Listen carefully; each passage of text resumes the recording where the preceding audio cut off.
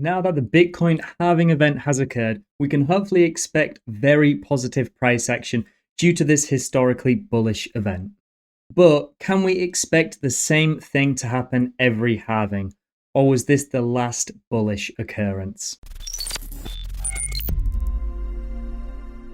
Today, we're going to be looking at whether this was potentially the last bullish halving event we'll ever see in Bitcoin. Now, this isn't to necessarily suggest that future halving events will be bearish, because I don't think that's the case.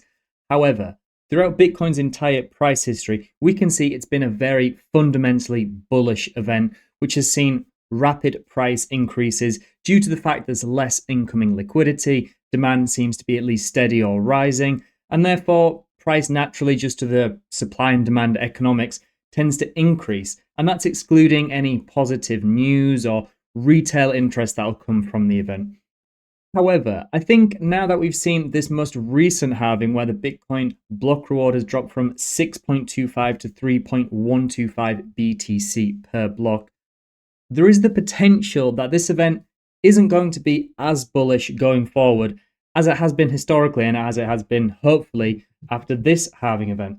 If we go to the Bitcoin price live chart here, we can see that the current circulating supply of BTC is 19.7 million. Now, Bitcoin has a hard cap of 21 million, which means that we're about 94% of the way to the entire Bitcoin supply. There'll never be more Bitcoin than that, and we're 94% of the way there already. Now, one of the bullish factors of the halving historically was the fact that after these halving events, the incoming supply, the liquidity would decrease. But the fact that we're already 94% of the way there means that potentially these future liquidity incoming decreases have a little bit more of a negligible impact. If we look historically, we can see when the supply is dropping from 50 Bitcoin every 10 minutes to 25 to 12.5, this is a huge impact on the incoming supply of BTC. However, once we get to a fraction of a BTC change, it's probably not going to have that much of a radical impact. And especially considering, like we said, 94% of BTC is already in circulation. And if we go to something like the Bitcoin hodl waves, we can see here that given there's only about a 7% amount of BTC left ever that'll be mined over the next 120 or so years, if we just isolate all of these apart from the very long 10 plus year wallets, we can see that this is already at 16%. So more than double the amount then will be new Bitcoin created that hasn't been moved in 10 years. So really the argument that the incoming liquidity is going to decrease, which is positively impacting the supply and demand economics of Bitcoin, kind of doesn't really come into effect as much. And another big element of this is if we go to this is blockchain.com, where we can see all the incoming blocks that have been mined by the Bitcoin miners. We can see that they're mined about every 10 minutes. Transaction in each block's usually about 2, 3, 4,000 potentially. But the fees earned per block, we can see range from about half a Bitcoin to a full Bitcoin. And if we go to something like the miner revenue in fees chart here, we can see that we have days where miners are earning 600, 700, 800 Bitcoin per day.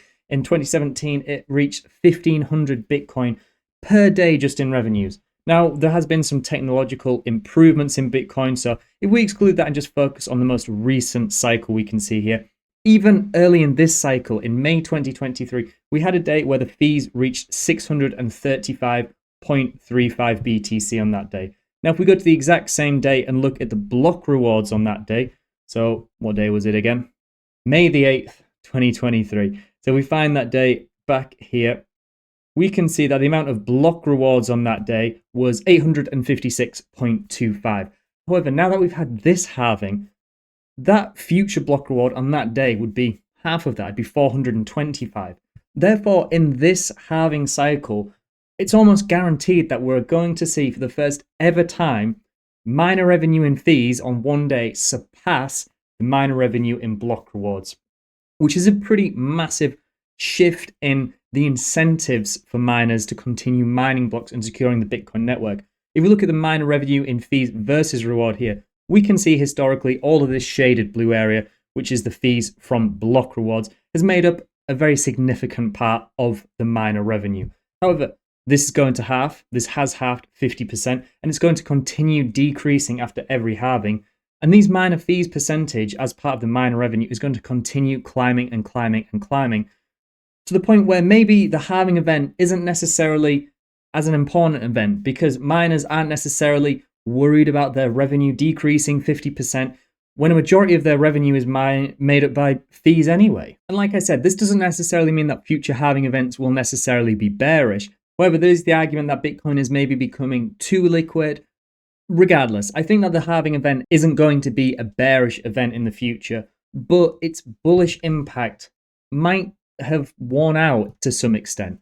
Maybe not this halving event, maybe not the next halving event, but at some point, these will probably just become part of Bitcoin. They won't be these huge, massive, fundamental news events that drives lots of demand, that massively shocks the Bitcoin network. They probably just come and go with very minimal impact. Now, that is kind of against the philosophy of the stock to flow model, which takes into account the incoming flow of new BTC. But realistically, if this was to not more than double every 4 years, it'd only be a couple decades before the stock to flow model was valuing Bitcoin at more than the entire value of money on Earth. So at some point, this model is going to break, hopefully not this cycle. But ultimately, I think we have to take into account that halvings at some point are going to lose their effectiveness. Also, if you haven't already, please don't forget to like this video, subscribe to the channel and turn on notifications to ensure you're receiving all of our content as soon as it's released. And make sure to check out all the resources we discussed today, as well as the many more that are all available on lookintobitcoin.com, your number one source for Bitcoin information. So just to summarize on a topic that may be a little controversial, that maybe a lot of people don't necessarily want to talk about or think about, but I think is important to just really discuss the future of Bitcoin, whether it's a bullish or bearish argument. I think it's worth exploring all narratives. But as I said, just to summarize, the most recent Bitcoin halving event is an incredibly bullish fundamental factor and will likely have a very positive impact on price through 2024 and onwards. We can see, especially after the ETF, we can see as new retail are starting to flood back into the markets, that this is a very bullish factor. Bitcoin has now become a harder asset than gold when looking at its inflationary rate.